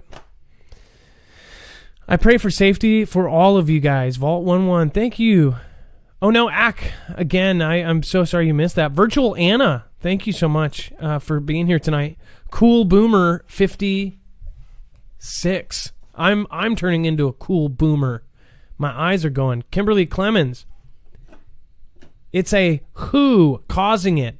Yeah, same who that's going to take care of all of us with the DNA altering stuff.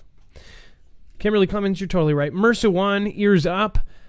Chaos in the ER, been here a couple years, still love you. Well, thank you guys. I know that everybody, there's other people on YouTube. So much I want to say on a different. We need to just do a chat show because I want to talk about some of the stuff regarding like DLive and things like that. There was somebody I hosted today that basically said that they thought that streaming should only be gaming, and that's how gaming was, because gaming is entertainment. And they said that DLive should be, because people want to get away from their life and they want to be entertained. They want to go to entertainment, and they see all of that stuff outside of, they see all that stuff outside in their real world, and they want to get away and escape that and get entertained. And that's why that, the platform should be like all gaming or separate it, right? And I'm thinking, I hate to say this, but, and all of you can chime in here, do you not consider some politics and some news as entertainment? Personally, with how the last 5 years has been, politics has actually been more entertaining than reality TV show, personally. But the whole getting away and escaping thing, I feel that there's a lot of people that watch my show to escape their problems. And it's the definition of entertainment. It's like the definition of entertainment is different for everybody. And I explained to him, I said, well, you have to realize the way that we get information has changed. Now all of the baby boomers, even 50, 60, 70, 80 years old, are now online. And they want entertainment. And what they're used to is, say, somebody who used to listen to Rush Limbaugh now is online listening to somebody like Rush Limbaugh. And that is their form of entertainment, because it's always been their entertainment. They don't go and watch video games. They watch speech. And just like any art or beautiful music, some people listen to people's speech and their minds, and that is entertainment. So to me, the whole argument with DLive, figuring out how to deal with politics, is not how to deal with politics or speech or free speech. People are bunching in all this other stuff. I think it is a way of boosting up the smaller guys and making it better for them, not making it worse for the people that are doing something different. The thing is now entertainment online is everything. We've evolved, we've adapted. So it's a big deal. I think that we are, personally, my opinion is that we are in end days, and we just all need to understand that things are going to get crazy. We're in an age. We're in a brand new age. So everything's going to change soon. Gone Girl 777, thanks for your support tonight. And then, again, thank you, Daphne. Is this the beginning of the dark winter we were warned about? I thought about that yesterday, actually. And especially when I was dealing with my brother-in-law stuff, which, by the way, Jeff in Texas, I really freaking appreciate you, and I owe you a favor forever. Proby, I have been with you since Hawaii thing, Adam. We see you. Thanks, Proby, and thanks for stopping in all the time. Susan Plew, Susan Donahue, I hope you're okay out there. I really do. And thank you so much for I'm praying for you, and I'm hoping you're okay as well. Let's see here. And then we have James, a first-time caller. Let's get James on. Oh, man. Doesn't sound like James is having a good time. In a blackout and loss of water.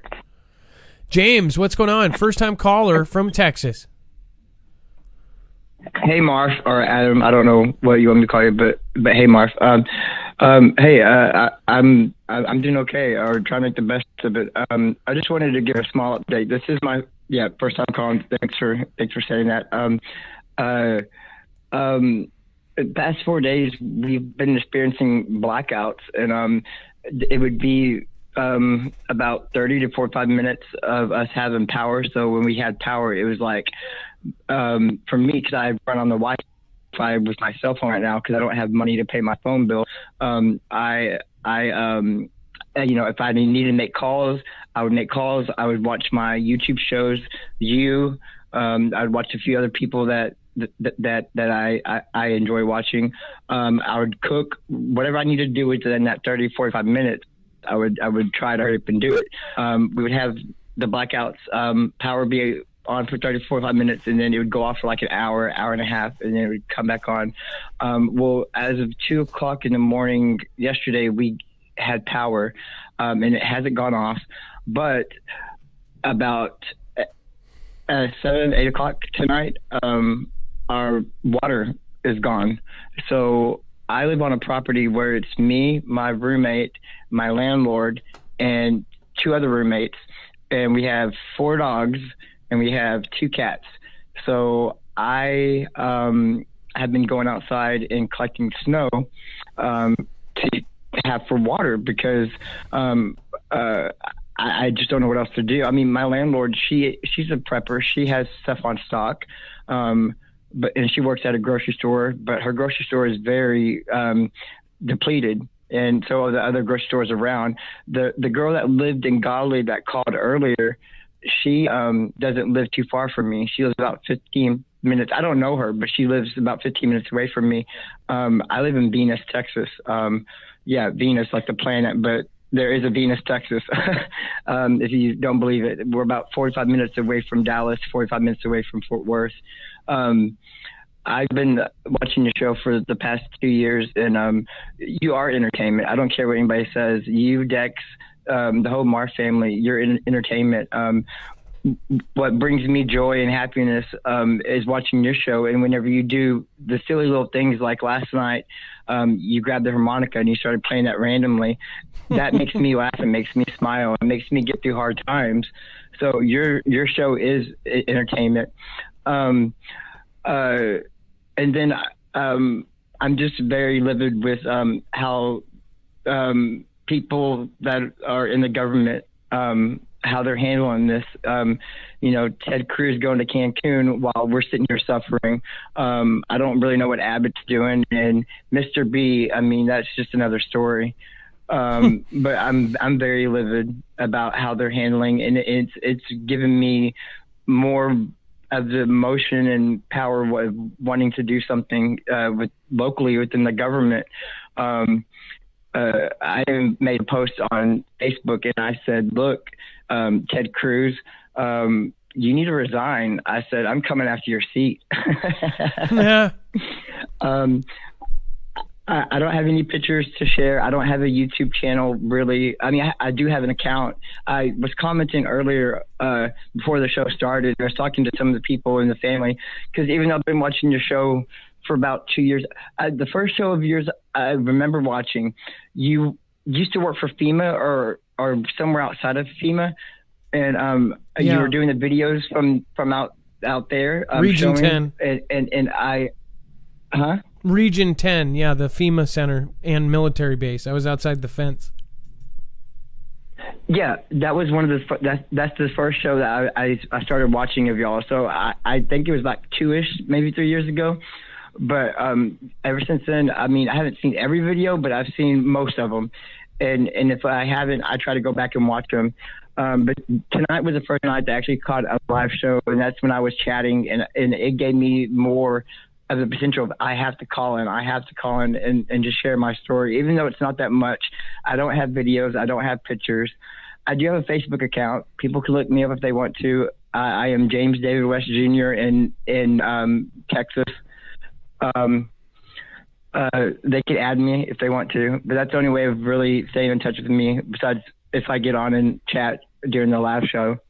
But that was the only update that I wanted to say. And then the last thing I do want to say, because I want to make it short, because I know there's other callers, is that even though I had experienced this, and I'm trying to do the best that I can to help out with my landlord and everything, because I don't have a job right now, and et cetera.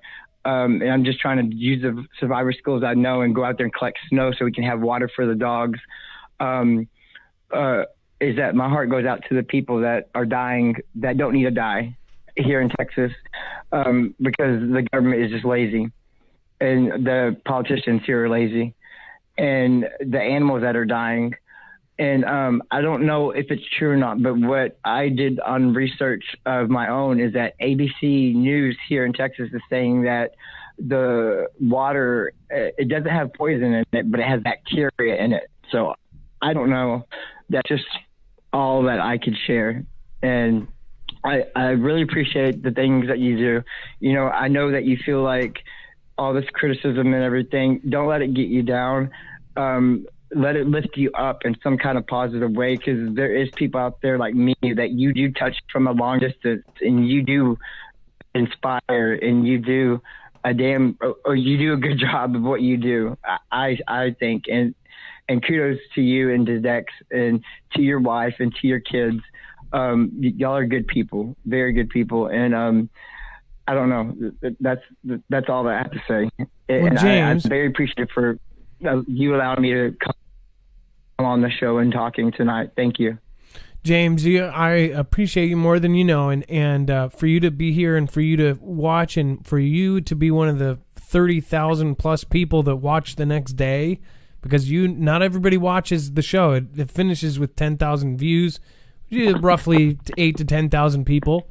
The rest of you, like yourself, that watch the replay, I really do appreciate you, and thank you for watching those the next day. I know that you're not here during the chat, but I know that you're there out in spirit, and it's really been a really crazy time. I've run into a lot of people around everywhere I've gone. I've run into a Fugel Fam member that has seen me. In fact, I just found out my sister's therapist is a Fugel Fam member, and she's an amazing lady as well. It's like, there's a big heart in all of you guys, and I just really appreciate you, and you always have a spot on my channel, James, and I hope that I am praying for you to get a job, and I'm praying for you to be successful, and I'm praying that when your water gets turned off, that you and your dogs will have all plenty of water to drink and to get by on that. Thank you, James, and you have a great night, okay? Thank you, and thank you so much, Marv, and hugs, and take care. All right, you have a good night. Amen. Texas Rob says, water and electric are back. So far, so good. Texas Rob is obviously in Texas, was without power. And then we even still have people in Oregon without power for 6 days. Last night's caller was without power.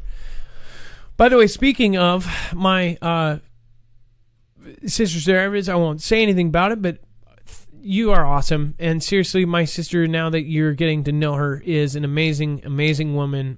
Just went through just so much crazy stuff when she was little.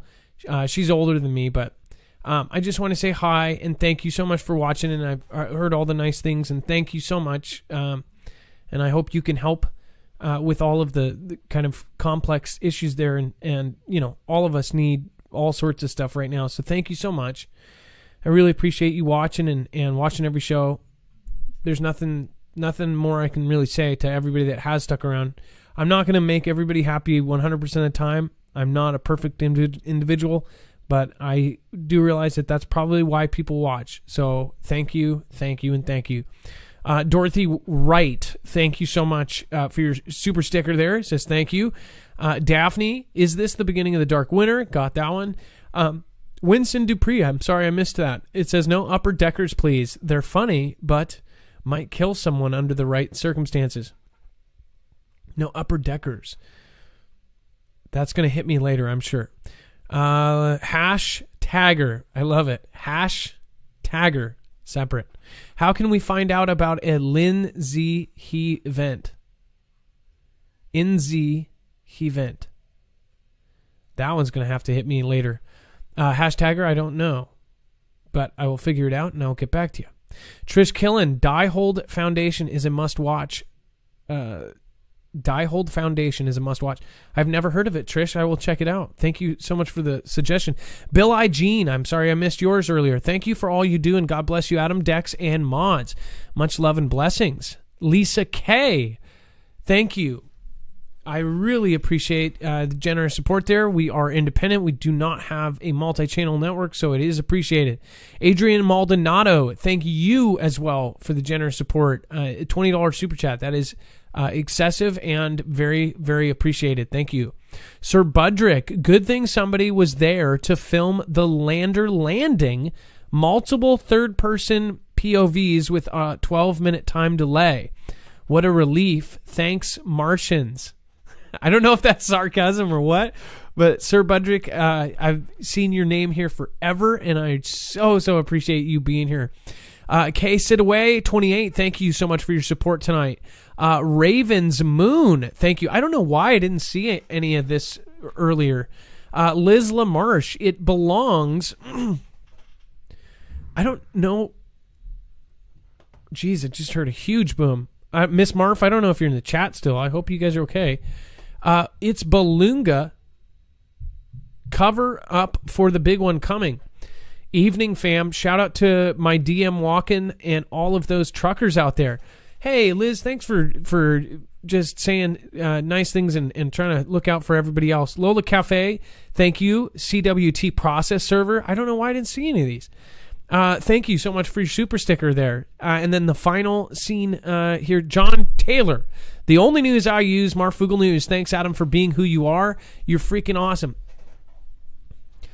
By the way, if you want to use, instead of complimenting me or Dex, you can always use the super chats to compliment somebody you know or somebody in the chat. I think that that's a really cool thing to do too. Chronically dysfunctional Jennifer Beckwith. By the way, just love your name. It reminds me of my family. Thank you. I do just really appreciate everybody helping us. We're trying to grow here. Nordic Prime. Oh, and by the way, it's random intro time. Just kidding. It's random outro time. It's actually the outro time. Dax, are you there? Hey, Adam. Yeah, I am here. Can you read the top 5 over on DLive? Yeah, certainly. Let me pull that up. Too late. No, I'm just kidding. We have JT Fuglefam in the number 1 position. Thank you, JT. And then number 2 is, of course, Gone Girl 777. And number 3 is Nordic Prince. Number 4 is Machina Opus. And number 5 is Texas Rob. Thank you, everyone. Oh my gosh, Gone Girl had to do it. She took number 1 spot. Or actually they're tied. Nordic Prince and Machina Opus says that, by the way, I saw it and I was in the middle of a call, said that my DLive has kicked a lot of my favorite people off, so not happy. I will say this, though. I think I don't think they can be 100% of the blame in this situation, because I did find out kind of what's going on here. They came down from above. They were trying to. I think the powers that be would be happy if DLive wasn't around, or would be like every other platform. And I think that things happen there. I think DLive will continue to do stuff. I really wish I knew all the channels that Wordly. The 8, I know why, or around January 6th. I wonder if some of those channels will be fixed in some way. Because the thing is what I really do like, and Dex, you said it yourself, their new TOS has some really great writing in it. It's basically saying that, if you can cover certain stuff, but you can't cover extreme stuff. Exactly.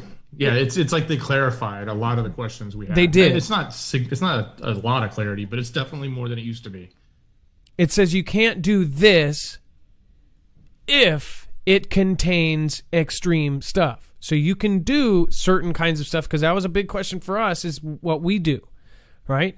But it says if it contains this and this, and as long as it doesn't contain that kind of that, then you're good. So I think that they are improving it and trying to bring...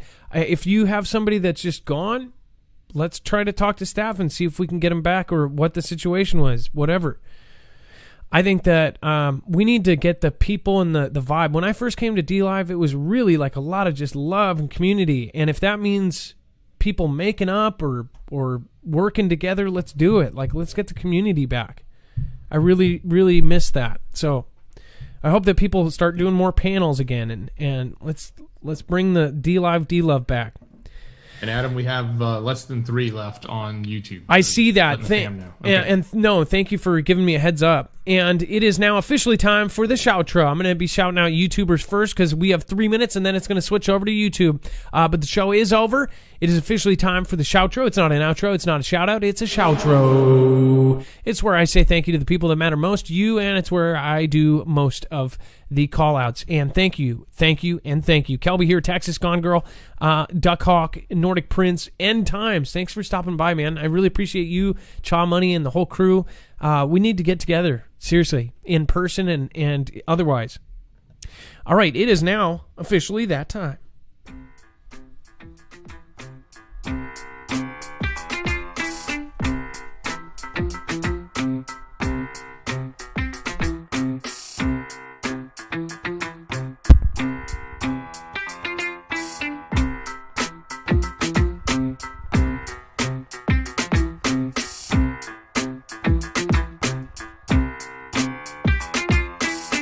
I shall be blind.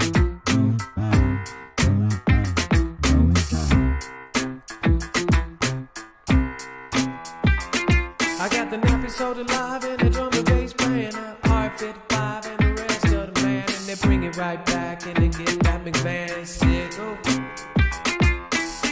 I've got the pickle and the hat, Wincy and Dupree and the pure beat that on the knee. Susan Donahue and the rest of you do all of everything. I wish I could go outside and I would find the rest of my ride. Do it every single day I die. Thank you, Yinzer Prepper, RE55, Martin Benjamin, CWD Process Server, out of nowhere. Thank you so much. I wish I could ride, I would go, I would see it all the way through. I would never leave you.